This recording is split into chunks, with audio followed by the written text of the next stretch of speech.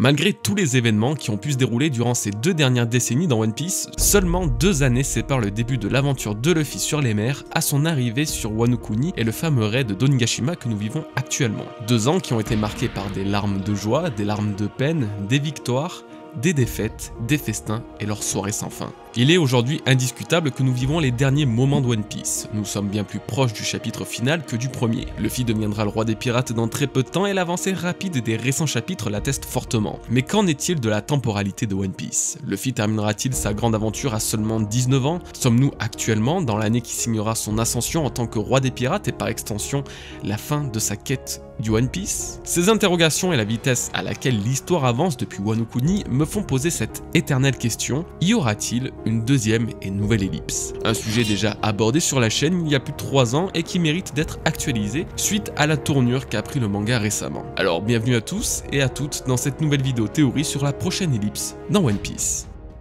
Pour soutenir la chaîne et mon travail, rien de mieux que de laisser un like à cette vidéo et à vous abonner pour suivre les prochaines sorties. C'est totalement gratuit et ça aide au référencement, alors un immense merci à ceux qui le feront. Le 30 août 2010, Oda dévoilait son nouveau chapitre de One Piece sobrement intitulé 3D 2Y. Un message codé qui sera inscrit sur le bras de Luffy que seuls ses Nakama pourront déchiffrer. 3 days, 2 years. 3 jours, 2 ans. C'est la traduction littérale de ce message. Les Mugiwara ne se retrouveront pas dans 3 jours comme ils l'avaient planifié dans le chapitre 511 après leur séparation stratégique face aux pacifistas, mais dans 2 années. 2 ans qui leur permettront de combler l'écart de puissance avec les monstres du Nouveau Monde, la dernière mer de Grand Line, celle cachant le One Piece. Cette longue séparation aura principalement servi à Oda de redistribuer les cartes et d'actualiser la situation de tout le monde afin de coller avec la fin de l'ère de Barbe Blanche. Bien que cette ellipse ait permis aux Mugiwara de s'entraîner en apprenant les rudiments du haki pour certains ou d'améliorer les capacités et talents naturels des autres, elle a finalement et surtout mis en place le développement des autres personnages. Aokiji et Akainu quittant respectivement la marine et devenant amiral en chef, Trafalgar Law devenant Shichibukai indirectement relié à la chute de Doflamingo et l'effondrement de l'empire de Kaido, et surtout l'ascension de Barbe Noire au pouvoir et son titre de 4e empereur. Ce ne sont que des exemples notables formant la preuve que l'histoire d'Eiichiro Oda avait bel et bien besoin d'une ellipse, pas seulement pour les Mugiwara mais également pour le reste de l'histoire. Concernant ces derniers, après avoir atteint le point culminant du Nouveau Monde en affrontant pas moins de 2 empereurs dont la créature la plus forte répondant au nom de Kaido, il est incontestable que ces 2 années d'entraînement n'étaient non pas utiles mais bien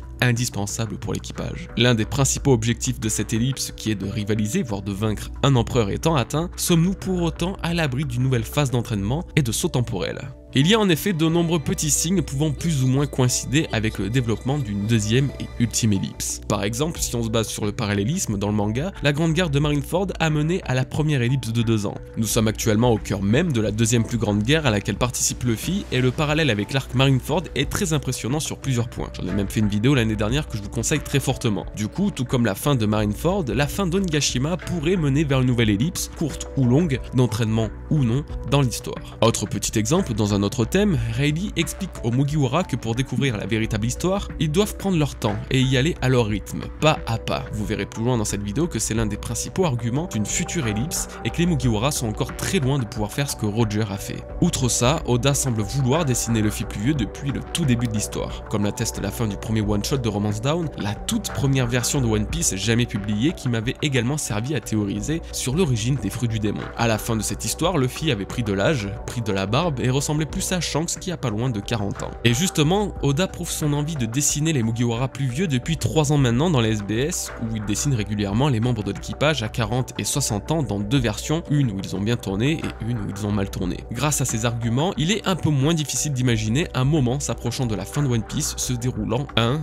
2 ou peut-être même 10 ans plus tard. D'ailleurs, dans le One Para de 2007, Oda a révélé que dans les scènes finales de One Piece, un pirate apparaîtra portant un bandeau à l'œil. Actuellement, strictement personne n'en porte un, on peut alors facilement imaginer qu'un personnage va subir une blessure à l'œil dans un combat, l'ellipse va se dérouler et ce même personnage reviendra avec un bandeau cachant sa blessure de l'époque. Bref, ce n'est pas bien difficile d'imaginer l'histoire de One Piece dans une autre temporalité. Mais là, ce n'était que des petits exemples pour vous préparer à passer au gros du sujet et pourquoi je pense que One Piece ne pourra se finir avant qu'une nouvelle ellipse apparaisse. Le parallèle de Luffy et Roger est la quête du Rio Poneglyph. Ce n'est plus un secret pour personne, une similitude entre Luffy et Roger est bel et bien présente depuis le début de l'histoire. Ce n'est pas nous qui le disons, mais ceux ayant rencontré et côtoyé ces 2 pirates. Crocus, et Rayleigh et Shanks, qui étaient eux-mêmes membres de l'équipage du roi des pirates, ont tous notifié cette ressemblance flagrante dans leur mentalité respective. Et même quand ce ne sont pas des proches de Roger, cette affinité saute aux yeux, comme chez le chef des Shandia. L'ancien et le futur roi des pirates ont un lien mystique semblant directement connecté par le dit présent dans leur monde. Et encore plus récemment, nous apprenions que ces deux hommes partagent le même rêve secret dont seul Yamato a véritablement connaissance. À n'en pas douter, Luffy et Roger pourraient être confondus comme étant une seule et même personne. Pour autant, en quoi cela va-t-il nous conforter dans l'apparition d'une nouvelle ellipse pour Luffy et les Mugiwara? Car ils devront, tout comme Roger et son équipage, faire un nouveau tour de Grand Line, cette fois-ci en quête de poneglyphes et avant de se rendre sur Laftel. Et ce nouveau voyage se ferait en accéléré pour nous, lecteurs, alors que Luffy et les autres passeraient une ou plusieurs années à l'effectuer. Vous allez très vite comprendre. L'aventure de Roger ayant pris place plusieurs dizaines d'années plus tôt a une particularité extrêmement intéressante. Il a fait 2 fois le tour du monde. Le premier tour, il a conquis Grand Line en arrivant sur Roadstar, la dernière île indiquée par le log pose, se rendant compte qu'il reste encore un mystère à découvrir sur cette mer. Ce qui le mena à effectuer un 2e tour du monde dans le but de percer cette fois-ci le secret qui le mènera, lui et son équipage, tout droit à Laftel, la véritable dernière île que le gouvernement cherche à cacher. Ce dernier tour de piste, nous l'avons en partie vécu avec lui et avec Oden qui l'a accompagné durant une année entière. Roger avait besoin des connaissances uniques dans le langage des poneglyphes que le seigneur Kozuki possédait. Ainsi, et avec lui, Roger est parvenu à déchiffrer le code le menant à l'emplacement de cette île légendaire, mais pas seulement. Roger a bel et bien trouvé Laftel en décodant les rods poneglyphes, et d'après Oden et Rayleigh, ils y ont également découvert la véritable histoire du monde. Tout ce qu'il y a à savoir sur le siècle oublié, c'est 100 années d'histoire effacées 800 ans plus tôt, est présent sur Laftel et son message est porté par le Rio Poneglyph, la stèle ultime livrant toute la vérité sur le monde. C'est ce message qui aurait vraisemblablement fait rire aux larmes Roger et son équipage. C'est également lui qui nous révélera, à nous lecteurs et à travers Luffy, toute l'histoire profonde et antique de l'univers de One Piece. Pourtant, si Luffy se rendait là maintenant sur Laftel, il ne pourrait pas le lire. Nico Robin non plus. Personne, à vrai dire, ne le pourrait pour la simple et bonne raison que le Rio Poneglyph n'est pas un poneglyphe comme les autres. Ce sont 3 chapitres bien précis qui vont nous permettre de le comprendre. D'après la déduction de Robin en lisant le message de Roger gravé sur la cloche de Shandora, le Rio Poneglyph qu'elle pensait unique et seul à révéler la véritable histoire n'est en réalité que le résultat de tous les poneglyphes informatifs mis à bout, faisant ainsi apparaître ce texte n'existant pas encore. Au nombre de 9, d'après ce que nous explique Tamago, ces poneglyphes contenant des informations seraient alors chacun une partie du Rio Poneglyph final dévoilant la véritable histoire. Les autres poneglyphes bleus, eux, serviront d'après Robin à trouver l'emplacement des premières, c'est-à-dire des poneglyphes donnant des informations. En d'autres termes et plus simplement, il y a 2 sortes de poneglyphes, l'un contient des parcelles du Rio Poneglyph, donc la sorte la plus rare et importante, l'autre indique où ces fameux et rarissimes poneglyphes informatifs se trouvent. Vous l'aurez compris, récupérer les 4 rods poneglyphes est un objectif indispensable pour atteindre l'île finale, mais pour découvrir l'histoire et le secret qui fera de Luffy le véritable roi, il faut avant ça récolter pas moins de 9 poneglyphes informatifs parmi la trentaine existants. Ainsi vient le sujet de cette fameuse ellipse. Actuellement, les Mugiwara ne cumulent pas un nombre aussi important de poneglyphes informatifs. Si on prend en compte tous les poneglyphes que Nico Robin a pu lire depuis qu'elle a été introduite dans l'histoire, et plus précisément depuis qu'elle est chez les Mugiwara, on atteint un total de 2 poneglyphes connus pour être liés au Rio Poneglyph. Il y a le poneglyphe de Shandora indiquant l'emplacement de l'arme antique Poséidon, et étant donné que ce dernier est considéré comme un poneglyphe informatif tout en indiquant l'existence d'une des 3 armes antiques, on peut alors en déduire que le poneglyphe d'Alabasta donnant des informations sur Pluton est également un poneglyphe informatif. Cela nous fait donc un total de 2 morceaux du Rio Poneglyph en possession des Mugiwara sur les 9 nécessaires à dévoiler la véritable histoire. Pour autant, cela ne signifie pas que les Mugiwara devront en trouver 7 autres. En effet, ils possèdent une copie des 2 poneglyphes bleus de Big Mom, en plus de son rod poneglyph. Il ne serait donc pas étonnant que l'un d'entre eux, voire les 2, soit alors un poneglyphe faisant part du Rio Poneglyph. De plus, il existe un poneglyphe sur Onigashima, puisque Wano Kuni est la terre ancestrale de l'écriture en poneglyphe, et vu l'importance de cette île dans les secrets du monde, même si on ne connaît pas son contenu, on peut aisément imaginer qu'il s'agit d'un des 9 poneglyphes informatifs et importants. Pour finir, Nico Robin a dans sa vie lu plusieurs autres poneglyphes. Bien que les morceaux du Rio Poneglyph soient plus rares, car au nombre de 9 contre une trentaine, il n'est pas impossible qu'elle soit déjà tombée sur l'un d'eux. Donc pour résumer, Nico Robin a déjà lu au moins 2 des 9 poneglyphes nécessaires à la révélation de la plus importante histoire de One Piece, et sans doute la dernière. Cependant, vu que nous ne connaissons pas le contenu des autres poneglyphes qu'elle a pu lire auparavant, le montant peut s'élever à 3 voire 4 dans la mesure où Robin aurait eu la chance de tomber à chaque fois sur des morceaux du Rio Poneglyph. Quoi qu'il en soit, et comme vous pourrez le constater, ils sont encore loin des 9 poneglyphes nécessaires. Alors en toute logique, et si Oda répond à la question de ce siècle oublié posée il y a plusieurs centaines de chapitres d'il y a plusieurs années, Luffy et surtout Robin, puisqu'il s'agit quand même de son rêve, devront partir à l'aventure à travers le monde pour récupérer les principaux poneglyphes restants, tout comme l'a fait Roger accompagné d'Oden lorsque ce dernier l'a rejoint. C'est ce qui justifie déjà pour moi l'une des principales raisons d'une ellipse. Elle servirait aux Mugiwara non pas seulement de récupérer tous ces poneglyphes éparpillés aux 4 coins du monde, mais surtout de nous faire découvrir le reste du monde. Ne vous êtes-vous jamais demandé à quoi ressemblent les 3 autres mers, North Blue, South Blue et West Blue? N'avez-vous jamais trouvé ça étonnant qu'aucune des aventures des Mugiwara ne les ait portées ailleurs que sur East Blue au Grand Line? Cette ellipse et ce nouveau tour du monde que les Mugiwara feraient, tout comme l'a fait l'équipage de Roger, leur permettrait de visiter toutes les mers sur lesquelles ils ne se sont pas encore rendus. Par la même occasion, les premiers rêves de l'équipage finiraient par se réaliser, comme pour Nami qui cartographierait de nouvelles mers, Brook qui retrouverait Laboon en passant sur Rivers Mountain, Robin en récupérant des morceaux du Rio Poneglyph, ou encore Franky naviguant sur toutes les mers avec le Sunny. Mais par-dessus tout, c'est pour Luffy que ce voyage justifierait encore plus la nature de son rêve ultime. Il souhaite être le roi des pirates. Mais quel pirate pourrait-il vraiment se considérer comme le roi sans avoir navigué sur toutes les mers? Mériterait-il vraiment ce titre sans être allé ne serait-ce que sur North Blue, South Blue ou West Blue, alors que Goldie Roger lui-même a sûrement visité chacune de ces mers au fil de ses voyages? Que ce soit pour créer ce parallèle avec le précédent roi des pirates qui a mis 1 an à refaire un nouveau tour du monde, ou juste ajouter cette cohérence avec l'histoire qu'il a écrit sur les poneglyphes, Eiichiro Oda a toutes les raisons d'étendre dans la durée le voyage des Mugiwara, et ce, même dans une ellipse. Avant d'atteindre Laftel, les Mugiwara referaient alors le tour du monde en quête des poneglyphes informatifs manquants, ceux qui font partie du légendaire Rio Poneglyph. Ils recommenceraient à zéro et navigueraient sur les 4 premières mers avant de retourner sur Grand Line, là où ils pourraient retrouver tous leurs alliés et amis d'antan, tels Crocus, Dalton, Vivi et bien d'autres, tout ça avant la fin de l'histoire. Cette nouvelle aventure serait également importante pour les Mugiwara, Brook et Jinbei ayant rejoint l'équipage presque en fin d'aventure, surtout pour Jinbei en l'occurrence. Même si sa légitimité est indéniable au sein de ce joyeux petit groupe, n'y a-t-il pas une différence avec les 5 premiers Mugiwara formés sur East Blue, et lui ayant vraiment été introduit que sur Onigashima, presque 1000 chapitres après l'apparition de Zoro, le tout premier membre de l'équipage? L'intérêt d'un nouveau voyage serait alors multiple, faire un dernier tour avant la fin de l'œuvre, revoir tout le monde, récupérer les derniers éléments manquants, permettre à plusieurs rêves de Mugiwara de se concrétiser, mais surtout, les faire vieillir. Suffisamment pour qu'ils gagnent en expérience, maturité et en puissance. On en vient justement à une nouvelle partie, cette fois-ci non pas axée sur le scénario et l'histoire, mais plutôt sur le développement en puissance qu'offrirait une ellipse aux Mugiwara et pourquoi elle serait bien plus nécessaire qu'on le pense. L'éveil des formes du Haki dans l'équipage, le summum de la puissance des Mugiwara. Je sais que pour certains il s'agit un peu d'un tabou.